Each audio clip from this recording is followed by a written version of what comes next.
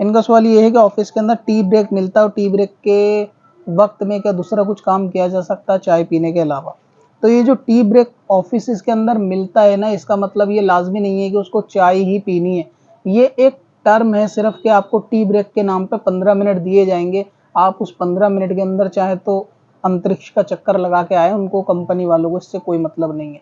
Tea break एक सिर्फ़ नाम है, एक टर्म है कि आपको एक ब्रेक देना है 15 मिनट का, तो कुछ तो उसका टाइटल देना था, वो टाइटल ही के लिए वो टी ब्रेक आप समझ लो। उसका मतलब भी जो है वो फ्रेश होना है, फिर चाहे वॉशरूम होके आएँ, घूम के आएँ, टहल के आएँ, थोड़ा टहल लें, चाय पिएँ या कॉफ़ी पिएँ। क्योंकि ज़रूरी नहीं है कि हर बंदा चाय पीता हो, किसी को डॉक्टर ने मना किया हो तो टी ब्रेक के अंदर क्या करेगा वो?